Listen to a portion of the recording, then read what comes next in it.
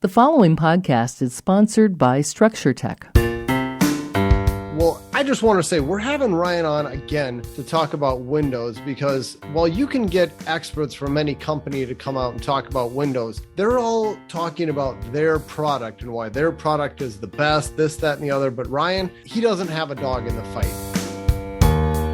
Welcome, everyone. You're listening to Structure Talk, a Structure Tech presentation. My name is Bill Ulrich, alongside Tessa Murray and Ruben Saltzman. As always, your three-legged stool coming to you from the Northland, talking all things houses, home inspections, and anything else that's rattling around in our head. And on today's episode, we're welcoming back Ryan Carey from My Three Quotes, because we didn't get to the window conversation that we were intending to scratch on the last time Ryan was on the show. So welcome back, Ryan. We're excited to dig into windows today. So why don't you go ahead and remind everybody who you are and what you do, and then we'll just kind of start tearing apart windows. Yeah, sounds good. My name is Ryan Carey. My company is My Three Quotes. If you need any type of siding, window, or roofing job, I come out to the house. I take a look at everything. We talk about all the different products available, and I present job specs to 3 different contractors. When those come back to me, I send them out to the customer. Obviously, a very big difference from your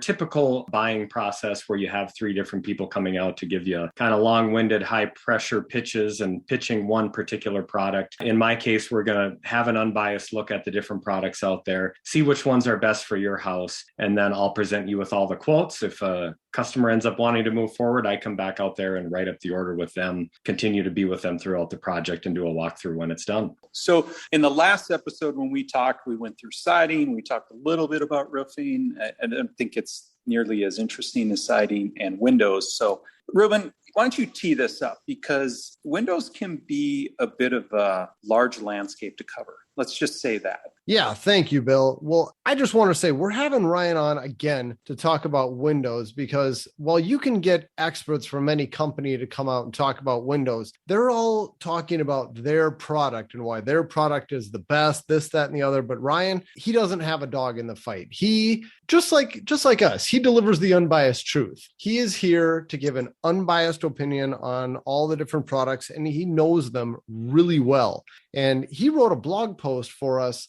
Boy, I don't know what it was, probably about 7 years ago. He was a guest author on our blog. And this was another one of the most popular blog posts we've ever done. This ranked way up there. And I think the title was something like Andersen versus Pella versus Marvin. We're going over the biggest 3 window manufacturers, at least that I know of. And he did a deep dive into the pros and cons of all these different ones. That got a lot of viewership, got a lot of haters for Ryan. I'm sure a lot of people didn't like him after reading that, but that was a good one. And then he also did a follow-up afterward talking about some of the lesser known window manufacturers out there. And it was gold. I thought it was a lot of good information. And he's done a few follow-ups on various window issues like condensation and things like that. So we thought, what better person to come on and wax windows? So Ryan, I'm going to turn it back over to you. Yeah, absolutely.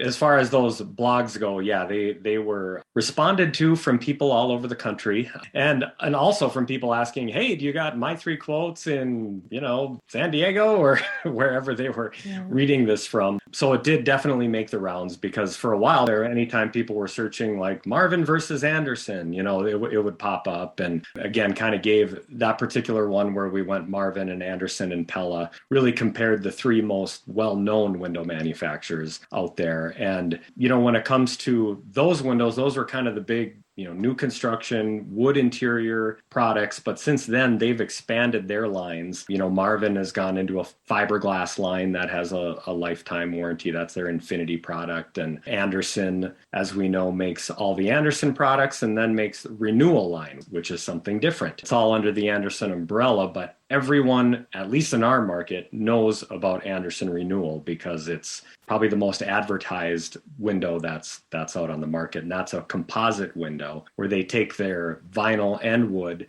combine it together, and they call it Fibrex, and that's their composite window line. So that one, again, is something we can dig into a little more. And then Pella is also they're out of Iowa. They make a wood interior window. They also make a fiberglass window and a recently just upped their warranty. So now I have to, when you talk about me always having to adjust to what people are doing, I never did a whole lot of Pella because I always thought there were better options other places. Now Pella just decided to lifetime warranty their wood window, and they're the first person to do that. So now I have to look, a little more into that situation. So yeah, things are always evolving. But if there's any one particular place you want to start as far as a brand, we can do that. Well, Ryan, I'm going to put you on the spot. Who's the best?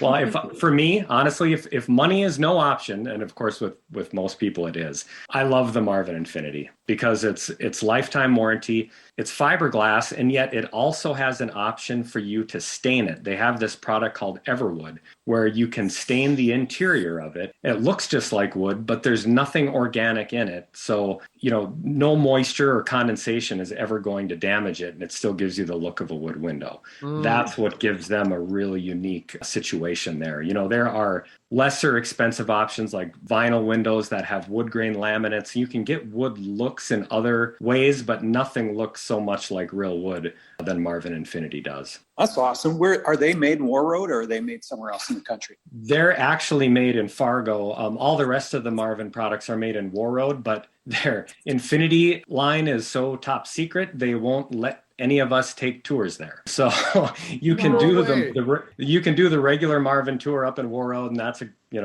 really great tour. It really shows how all of the wood window lines are made. But that one, because of that stainable interior product that is, from what we're told, co-extruded with the fiberglass, is not something they want anybody to see, because really to this point, no one has anything quite like it. You can get, like even on the Anderson Renewal that I mentioned, you can get a wood laminate on the inside of those and stain them, but it's still a real wood laminate. So it can, develop mold. It can deteriorate, where that Marvin Infinity does not. Yeah, for this top secret window, I'm picturing like barbed wire fences and snipers and Area 51 type of stuff. Yeah, there's a lot of top secret stuff going on up north. I don't know if you know this, but there's some vehicle testing grounds up there that the manufacturers bring in their cars for super cold weather performance testing and things like that. There's a lot more going on up north than you actually might understand. Yeah. Yep. And you can't even ask about it. You can't ask about Fight Club, and you can't ask about Marvin Infinity. That's right. No, Ryan, I want to ask you the opposite of Bill's question, kind of just the other end of the spectrum. Let's say money definitely is a huge concern. You're trying to get these windows installed on a budget, least expensive windows out there that you would still consider putting in your house. Would it even be one of these top 3 brands? What would you do? Yeah, I'm usually in the vinyl world at that point. Vinyl has a wide range of qualities there. I mean, most vinyl windows have a top of the line, and then they have steps down from there. So my go-to is usually a vinyl window's top of the line, which has all the lifetime warranties, has all the glass technology, has really good insulation. You can actually get a vinyl window if they're using the same glass as any of these top 3 brands, because most people get their glass from Cardinal Glass out in Northfield. So they're getting the same glass, but the vinyl windows I work with use a foam spacer in between the 2 panes of glass. So all around the perimeter of the glass, there's a spacer that the 2 panes of glass are attached to, because we're dealing mostly with, double pane windows. You can go triple pane too, but just for the sake of the argument, we're talking about a double pane glass pack. When you use a virtually non-conductive foam spacer in between the 2 panes, it doesn't conduct heat and cold like a metal spacer does. Like Marvin, Anderson, and Pella all use metal spacers in between their 2 panes of glass. So you get that condensation down in the corner because you're getting a lot of, heat and cold transferring on that metal spacer. So when you do a vinyl window that has the foam spacer in that spot, the vinyl window actually slightly outperforms all those other lines. If you're doing everything else the same, like doing 3 layers of low E coating and argon gas, that vinyl window will slightly outperform any of those 3. So is it safe to assume that vinyl window has a lower U value? Yes. That is Okay. correct. And- Typically, when you're talking U values, anything 0.3 or below is the Energy Star qualification. And with U factors, it's the lower the better. If you have a foam spacer, you may be at like a 0.26 U factor. And with the metal spacers, you may be around 0.28. I mean, it's pretty negligible, but just for, it does slightly outperform just because of that spacer. What's a U factor? So the U factor is the overall thermal performance of the window, how much heat and cold transfers through and in how much time. But again, it's the lower the number, the better when it comes to U factor. So like the opposite of an R factor. But that's how they measure windows. Everyone goes by U factors. And there's a lot of, there are companies who will talk about their U factor and then they'll talk about center of glass. That's not a measurement that is important to anybody, but people will use it because if they don't have particularly great insulation around the corners or around the edges, they talk about, you'll see in the fine print, center of glass U factor. You want the entire window's U factor when you're comparing windows to see, what kind of overall performance it has. I've got a quick question for you about the foam spacers versus the metal spacers. Is one type more likely to fail than the other? Yeah, actually, the foam spacers are less likely to fail as well. They do much better on that. When you have let's say aluminum and glass and wood, and you have all these different materials and they're expanding, contracting at different rates, especially like a rigid box spacer, that when that separates, that's where the condensation goes up in between the two panes of glass, and then it gets cloudy and you have a seal failure. With the foam, it moves along with the expansion contraction, that is. Foam moves with it. So it is much less likely to have a seal failure. And when they inject the argon into this, also it holds in more argon gas. They're actually putting the argon in from the top because argon is a lot heavier than regular air. So they fill from the top and the argon gas basically, fills up that glass pack. With the foam, they can actually inject this argon piece that, puts the argon in there. It'll go right through the foam. And then as they pull it out, it seals back around it. Then they put butyl all around the outside of it. Where with a box one, they just kind of have to cut a hole and let it go in there, and then they pull it out and then cover the hole. So yeah. And then over time too, studies have shown the foam spacers hold the argon in there a lot longer. So with all this you're talking about with the vinyl windows, please explain to me, why would you buy a wood window over vinyl? The look, 100% the look. Some people don't like the way vinyl windows look. Maybe they're trying to go for a wood look and they do the wood grain laminates. And some people love the laminates and it goes great with the color they're trying to do and no problem. But a lot of people don't like it and they want something more realistic. The look of wood itself is still, the best looking overall. I'd say even better looking than that Marvin Infinity, but the Marvin Infinity is the closest to that you can get, but still have a maintenance free. So you really are talking about looks. Some people with really high-end homes don't even, entertain vinyl for an option. But Ryan, everybody knows that wood outperforms everything.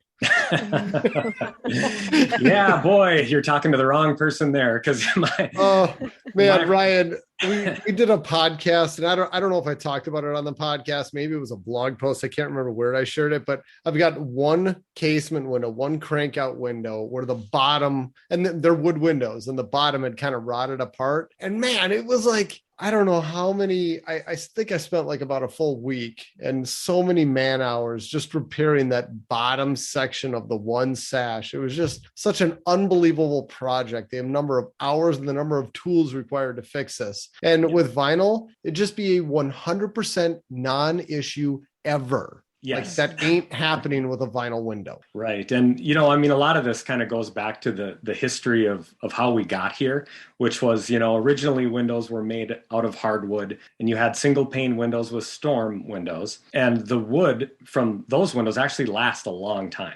Because of the kind of wood that they were. They were the hardwood, and then they were drafty enough to where the houses didn't hold in too much condensation. So you basically had, windows from the 30s, 40s, the wood itself still looks great, but then once they started doing soft pine windows, I'd say around the 70s and, 70s and 80s, when they were doing soft pine windows with this double pane technology, we realized what happens in our state, which is you have two panes of glass, you have a metal spacer, you have tons of condensation, freezing and thawing, and then a soft pine taking in that moisture and molding. So basically, every window from that era, I mean, it just had a life where it was eventually going to start doing that and deteriorating. And then, like you said, you have the ones where you have an aluminum clad window on the outside, but a wood sash, and then the water sits down in that tray. And then it also works at the bottom of the wood window sash. So not only do you have the condensation happening in the corners and sometimes across the whole bottom of the window too, but you also have the water sitting down below it. And yeah, those sashes just fall apart eventually. And so many people thinking, well, gosh, I had Marvin windows back then, or I had Anderson, or whatever the case. And it almost didn't matter what window you were using back then. If you had 2 panes of clear glass, a metal spacer, and soft pine, those things were going to deteriorate unless you did, every one of your tips to try to keep no moisture in your house whatsoever, to try to keep less condensation from happening. And while we're on it, let's just run through those tips real quick. You guys could help me. I'll say number 1, if you have a whole house humidifier, either turn it off or turn it way down. There's number 1. Tessa, I'll throw it over to you. Make sure you use your bath fans. Hopefully you have some, and you turn them on when you're showering and keep them running for at least 30 minutes afterwards to get that extra humidity and moisture out of your house. Same thing with cooking. If you got a kitchen fan, turn that on when you're cooking. Bill? Wow, you put me on the spot. Tessa stole my cooking one. Dang it. Oh, sorry, Bill. Yeah. Hey, how about... Don't boil a lot of pasta or in the winter. Ryan? Lots of plants, plants do it too. And another thing which, it just helps with the condensation issue or hurts if you're doing this is, closing your blinds. People like to close their blinds, obviously, but when you close your blinds, you're cutting off the heat source from getting to the glass. And, as we know, and as we've talked about in the past, that's just, the condensation is a function of the temperature, the inside temperature of your glass getting below the dew point in the house. And once that happens, you're going to have condensation. And eventually that cold air is going to penetrate, even whether you got a foam spacer or triple pane or however many layers of low E you have. It's just a battle of your glass temperature. And if you cut off the heat source, that cold is going to work its way in. And then a lot of times people close their blinds, they wake up in the morning and open them up, and that entire bottom part is iced out, and you're having issues there. So having a heat source continue to get to the window is certainly important, which is why when people are changing these windows out, I'm trying to get them away from wood in any way possible. So Ryan, what you're saying is that condensation on a window is not a window problem? Correct. Yeah. I mean, there are windows that are going to help because, like, even with the new wood windows, you're going to have better glass now. You're going to have the low E coatings and the argon gas. And so that inner temperature of the glass is going to be warmer than it was when it was just clear glass. So you're going to have less condensation, but you can also have the effect when you had really drafty windows and now you change them out with the entire opening is sealed up really well now, and the window itself has really good insulation and weather stripping. Now you're trapping the heat and moisture in your house more, which is what you're trying to do. You want the heat trapped in your house instead of escaping, but then you're also trapping moisture. I've had people get condensation for the first time with brand new windows because they switched out completely drafty windows where all of the heat and moisture were just escaping before. So you have a lot of factors that go into it, but that's why I always recommend that window that's not going to deteriorate when you have condensation. I was just going to say, in the building science world, Ryan, what you just described, there's a term for it, unintended consequences, where these incremental improvements that, we make in our houses and our building envelopes, like air sealing, insulating, tightening them up, reducing the amount of heat loss or air leakage to improve energy efficiency, can cause these unintended consequences of issues with air quality and moisture buildup in houses. And so it's really important to make sure that when you're thinking about tightening up the building envelope, that you also think about ventilation strategies. And like you said, it's great to put in a product that's durable so that you don't have to worry about it rotting. But bigger picture is like, let's think about, okay, how are we going to get all the moisture that gets trapped in the house now out and make sure that we've got, good quality air And a lot of people are completely unaware of that. And they'll, put in all these new windows and they never had problems before. And now they've got condensation and all of a sudden they think it's a window problem, but it's not, Yeah, exactly. And that's where I'm usually trying to just solve the window issue at that time. So I'm like, there's a lot of other factors that might help in other ways, but one thing's for sure, at least if you get that maintenance-free window, without real wood, you're not going to have that problem. Well, it's also the reason Tessa will never answer a question without saying depends first. It depends. Lots of factors. That's right. Yeah. Coming back to Ruben's replacement repair of his sash, when a window begins to deteriorate, what other than taking it apart like Ruben did? I mean, can you come in with any of these major manufacturers and just replace a sash or something like that? Is it going to fit right? And what's that process to do it in terms of just even getting it there and then the cost? When we were home inspectors, we would just say, oh, get this serviced or get it fixed. And that's easy for a home inspector to say, but what's the reality that the manufacturer actually has something they can give you to put in that hole? Yeah, the reality is if they're still making the sashes for the line that you're dealing with, it usually works out okay to just replace the sash. There's a lot of windows that are just not making sashes for either that line. Some will say, okay, once you're beyond before 1988, we don't make that sash anymore, or, whatever the case may be. So you will have ones that you just can't get. And then that's where you're really in a full replacement situation, because it has to come from that manufacturer to fit right. And yeah, there can be times where even getting it from that manufacturer, it might not fit perfect. And there's some adjustment that needs to be done. That window frame may have moved a little bit over the years, and you may have to do some adjusting, but replacing sashes only definitely gets done. It's not extremely common, but it's when you have someone who's trying to sell their house and they have a few bad window sashes, they don't want to replace the entire window, and they're just getting the sash from the manufacturer. Some companies in town kind of specialize in that, where they know which sashes are still available, which ones are not. That comes into the insurance process quite a bit, because you have dents on your window sashes and not your frames, which is common because usually the frames are extruded aluminum, so it's stronger. And some of these sashes are just roll form aluminum, where it's thinner aluminum rolled over wood, and you get dents in that. Well, if those sashes are no longer made, then I'm usually getting a letter from the manufacturer sending it to the insurance company to say, these sashes are no longer made. They have to be full frame replacement. And then you end up going that route. But there are plenty of people who still do the sash replacements when needed. I can only imagine what it would have been to do this full frame replacement, because I'm looking at these windows right now, and it's like I've got a crank out on the right side, a crank out on the left side, and then a picture window in the middle. And it's like you've got a gigantic hole in the wall here. I mean, this is probably about 7 feet by 7 feet. I mean, just for a little bit of rot at the bottom of one sash. And that's what it could come to if I wouldn't be fixing it. Right. Or one dent, one dent from hail on one of those, and you have to replace the entire thing. I'm not into the little cosmetic damage from hail and now it needs to be replaced. I am not into that at all.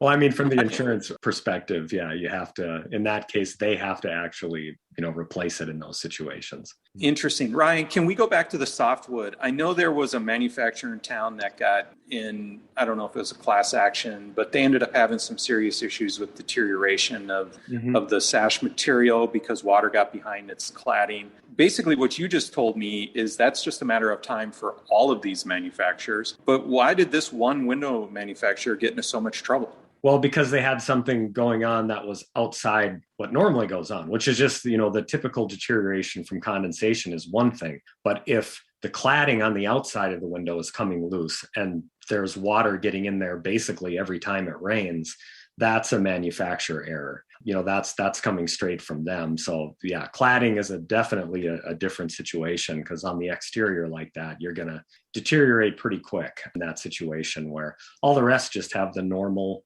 condensation and working into that soft pine and rotting and molding. And, there are people who do keep on top of that stuff, where they they're out there, they're sanding it, they're refinishing it. Sometimes they're deciding to paint it because the enamel paint covers and protects it better than just a stain would. So, there are people still working, trying to keep their windows from deteriorating from that condensation. It's just a lot of maintenance.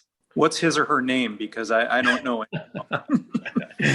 Oh, there's a few out there. And sometimes, I know a painter too, who, he does that a decent amount. I actually had a neighbor in my last neighborhood who ended up getting that done, just getting them all sanded down and, bleached first to get some of the mold out of it and sanded down and refinished. And they did not want to replace those windows, but it's an ongoing battle. I had all mine done before I moved in, had them all sanded down and bleached and painted white. And they look new now, but They did not look that way when we bought the house. But I wanted to ask you, Ryan, I mean, just coming back to, this has turned into an unintentional discussion of vinyl versus wood, and that's fine. Yep. But I've got some friends, some neighbors who have vinyl windows who absolutely hate them. And they are just the cheapest builder grade windows you could imagine. They are single hung windows and they're about, what is it? They're a little over 20 years old now, probably about 23, 24, 25 years old. And a bunch of them have little cracks in them. They're really tough to operate. They seem to be a little warped. Wind blows through it anytime you got heavy wind. It's like you can feel a draft, you can hear it, and people just hate them. What's the deal, Ryan? Does this happen to all vinyl windows? That's the builder grade versus quality grade right there. I mean, they're just like anything else. There are the well-made products and there are the cheaply made products. Like, one of the vinyl window companies I work with a decent amount, they're out of Mankato. They're called Lindsay Windows. Their top of the line windows called the Pinnacle. I love that window. It is got a lifetime warranty on it. It seals up great. When you look at a builder grade window and then set that next to like the Lindsay Pinnacle, it's you can see the difference just immediately. And it's the frame, it's the thickness of the frame. And you will get a little more of a thicker frame and a high quality vinyl window. So that's one of those things that like Marvin Infinity will step up and say, hey, our frames aren't quite as thick because fiberglass is stronger than vinyl. So that's something that they'll talk about. But you have a little bit more thickness to the frame with a high quality vinyl window, but they're just night and day. There's more and more people now replacing builder grade vinyl windows because they've just come of age now. There a lot of people used vinyl, and the frames being as thin as they are, and then with having the moving sashes inside that thin frame, and sometimes they're not even fusion welded at the corners, they're like screwed, and you just get warping. Yeah, I've seen that too. You get warping.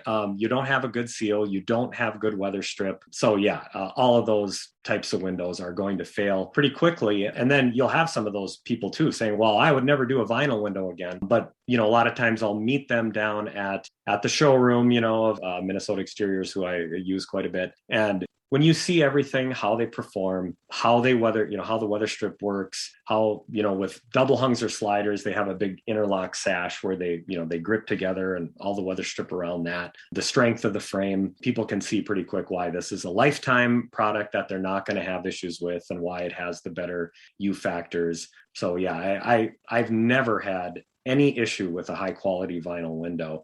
And, I have more people go with that than, like your Marvin Infinity, just because of the price difference. You're usually at about a 30% bump on the price of the entire job to go from a lifetime vinyl to say, like that Marvin Infinity. And some people are willing to pay it. They love the look. They love the name. They love everything about that Marvin. And some don't even consider vinyl. But when you put them both next to each other and people can look at them side by side, you certainly have a lot of people say, and in very nice homes too, that will go the vinyl option and save the money. Now, when you say save the money, I want to know what we're talking. Let's say top of the line wood window costs $100. What would a top of the line vinyl window cost? Well, I get it all as an entire installed package. So as an installed package, it's about a 30% difference, going from the vinyl installed, and I'm usually doing the whole thing, the the full frame replacement, the new trim, the finishing and staining on the trim. Some of these prices are remaining the same,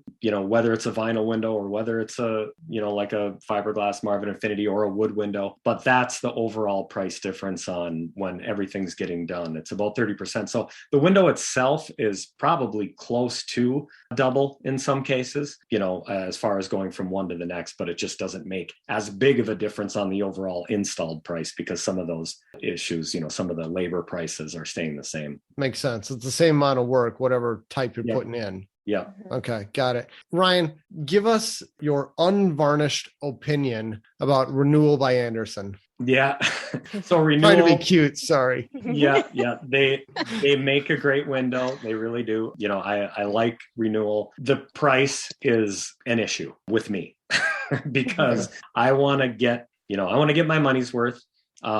A lot of people are willing to pay the prices of Andersen Renewal because they have the trust factor. They have that. Again, it's the most well-known and well-advertised window in our market, and really nothing is a close second. So, people, again, they are shocked many times at the price, but many people will pay that. And again, they have a stainable option, which I'm not as big of a fan of because it's just like using the real wood because it's a real wood laminate. But when you're doing one of their solid colors, like they're white or they have off whites and beige, and it really is a nice looking window. And then that one performs really well too. They've gone to a 20-year warranty. They used to be the 10-20 warranty, which all of the wood windows were. That's 20 on the glass and 10 on everything else. And now they guarantee their Fibrex for the 20 years too. So with the Fibrex, again, with the condensation, you're not going to have the problems down in the corners if you're doing that product, but they have never gone to the lifetime warranty. But you really won't have many problems with the Renewal as long as you don't have that wood laminate on the inside. But when people have gotten quotes on Andersen Renewal, and then they come to after seeing the price, a lot of times they'll call me to come out there. And I just think there are better options, including the Marvin Infinity. The prices I get for Marvin Infinity are typically less than the Andersen Renewal, but you still get a lifetime warranty and you get, a stainable option that won't deteriorate. Or you can go to a vinyl option, a lifetime vinyl option. Again, if you're doing a solid color, it all again comes to the look. The vinyl windows have the fusion welds at the corners, and any Andersen Renewal salesperson is going to show a pitch book. They're going to, show you every page. They're going to show you a vinyl window. They're going to show you the cheapest vinyl window in the market, like the ones you were talking about, Ruben, the builder grade ones, and say, here's why you never want to do vinyl. And then they'll show you a fiberglass window, and they'll show you the most cheaply made fiberglass window, and they'll say, here's why you don't want fiberglass. That again, that's kind of what every company does when they're pitching one window. They have a pitch book, they create doubt in every other product out there, and then at the end you are left with, here is your one solution. So everyone does it that way. That's not unique to Renewal. It's that's what Champion Windows would do. That's what anyone who's got one window to pitch, they all kind of follow the 10-step sales process that a pitch book is a big part of, and creating that doubt. But again, just asking about the opinion, I think there are better options out there than that for the price and for lesser prices. Can you touch on the difference between a replacement insert and full frame replacement? Just a quick little 30-second version of what this means. Yeah. So when you're doing an insert window, you're going into the existing window frame. And, the best insert window application is when you have one of those older wood double hungs, again, made well with hardwood. You can take those sashes out. You can, like, if you go to an old house in Minneapolis or St. Paul, and a lot of times they have the old ropes and pulleys attached to them. And most of these houses too have big, thick wood trim that is better than, most of the trim you can get today. And it's a lot of times just gorgeous. And you don't want to mess with that trim. So doing that type of window as an insert makes perfect sense. You can take the ropes and pulleys out of there, insulate the weight pockets, take the sashes out, and put a new window, a double hung with a frame, into that opening. You're going to lose a little bit of glass size, but you put that into the frame. A lot of times you wrap the exterior trim in aluminum to make everything maintenance free out there. And that is a perfectly fine insert application window. Now, for most of the other windows, full frame replacement is you take everything out down to the studs. If you have an aluminum clad wood window in your house, and now you're going to do an install, I'm going to recommend a full frame replacement in that case every time, because putting a window into a frame that has aluminum on the outside, wood on the inside.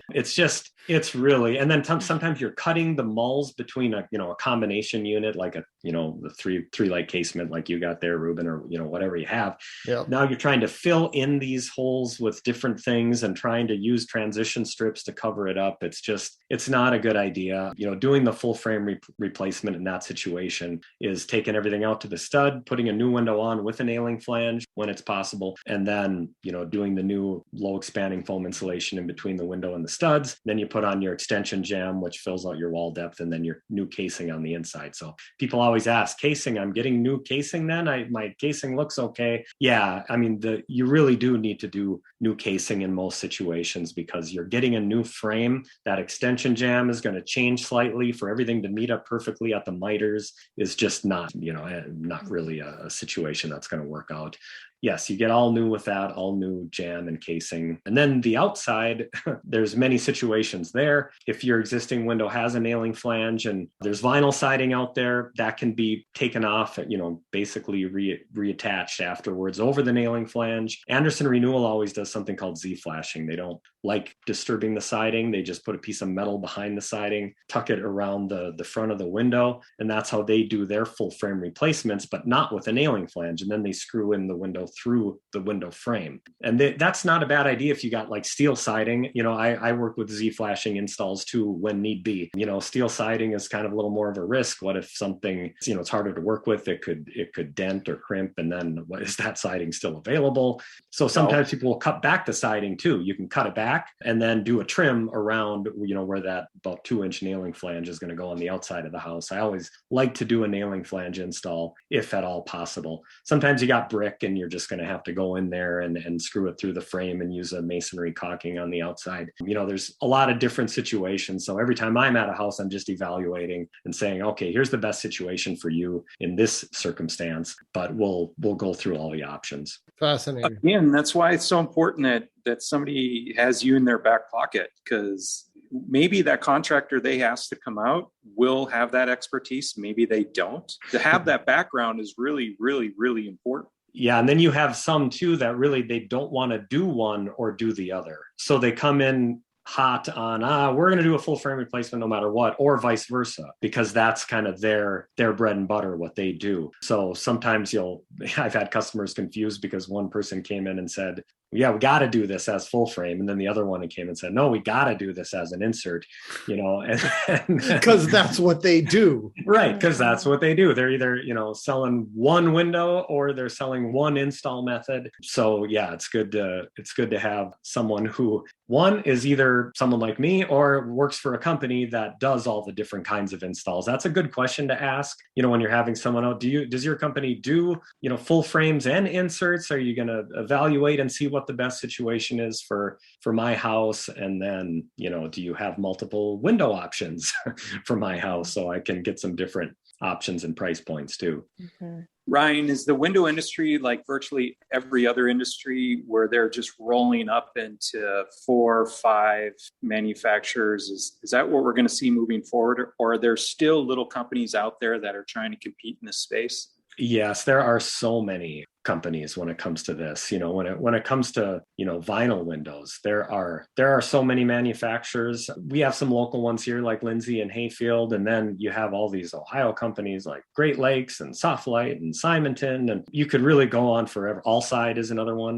that makes windows and siding. There are so many companies out there because there's just such a high demand for vinyl windows. And again, you have the ones around our area that at least make those steps of windows, the high quality, and then they make steps down. So, someone might have experience with a window from a certain manufacturer and say, this window is terrible, I would never use that window again, but they had their entry-level builder grade window, so that's not even necessarily the case that brand is bad, but you have certain markets that don't even need good windows. I remember being at a friend's house in San Francisco, where the weather is just always kind of, not too hot, not too cold. And the windows were the cheapest looking entry grade vinyl windows I've ever seen in a beautiful house that they had, but they don't need good windows there, so that's why these vinyl window companies make so many different levels. But yeah, I don't see this one really condensing into just a small amount of products. There's always been a lot of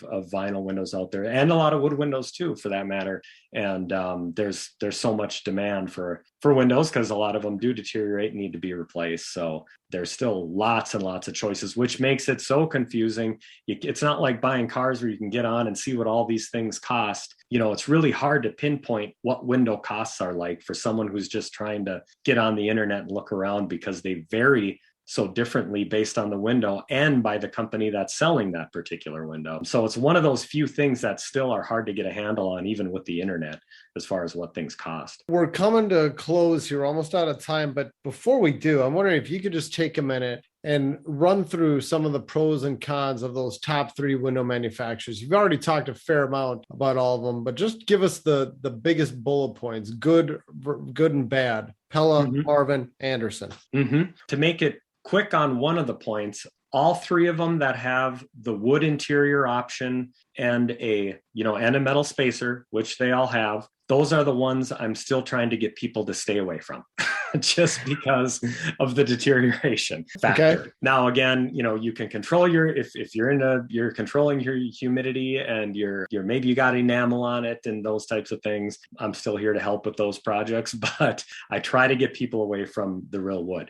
Now, again, one thing I mentioned, this was big news. I actually did a Pella tour recently, and they have changed their wood window warranty to lifetime. Talking to them a little bit more as far as how that works. I'm still a little skeptical on that, and as far as what that is going to cover. So this is new. I'm digging in because I didn't do a whole lot of Pella over the years because I thought the 2 options, Marvin and Andersen, had some better go-tos. And what I would say in that is, again, Marvin has that Infinity, the fiberglass, and that Andersen, you either have the renewal or you have their 100 series, which is also a product made out of Fibrex that has, it's that same wood vinyl composite, but it costs a decent amount less than what the renewal costs. Another thing I will say about Andersen is on their casement series. If you really like the look of wood, one thing they do on their casement, the entire sash that cranks out is wrapped in vinyl in their 400 series. So you don't have the trouble spot where wood meets glass. So that's one thing I would say. If you really like a wood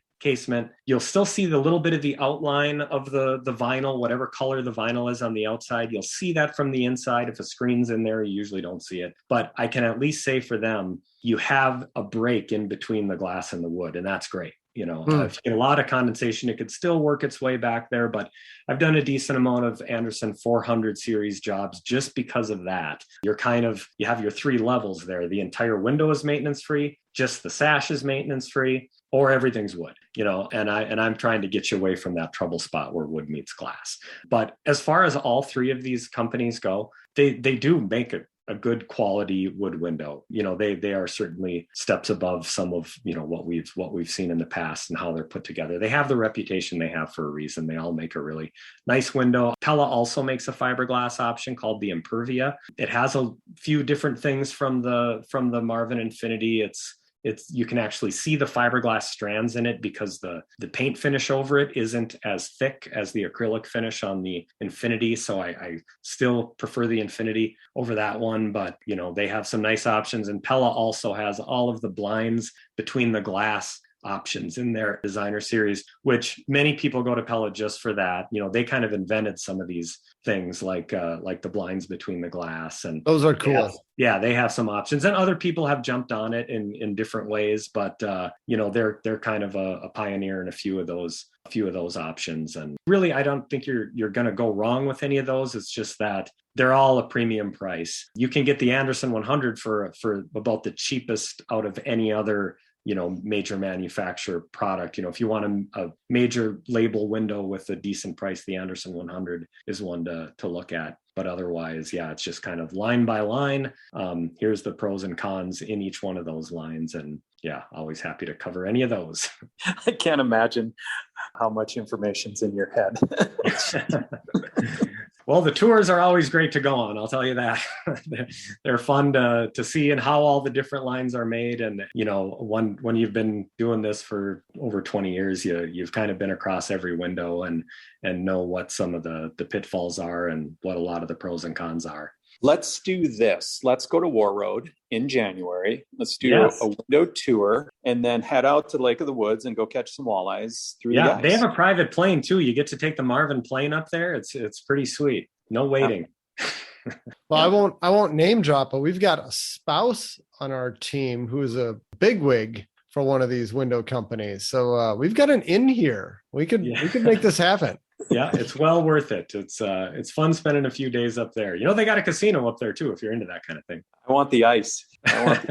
Well, we should probably put a wrap on this week's episode. Ryan, again, you're a window encyclopedia, so thank you very much. Why don't you throw out your website again, just so everybody knows how to get a hold of you? Yeah, it is getmy3quotes.com. That's the number 3, getmy3quotes.com. You can set up an appointment there. You can contact me there. My phone number's on there. Yeah, anyone who ever has any questions, please feel free to give me a call. Awesome. Thank you. And thank you, everybody, for listening. You've been listening to Structure Talk, a Structure Tech presentation. My name is Bill Ulrich, alongside Tessa Murray and Ruben Saltzman. We will catch you next time. Thanks for listening. For more information on how we can provide you with the right information about your home before you buy or sell, contact us at structuretech.com.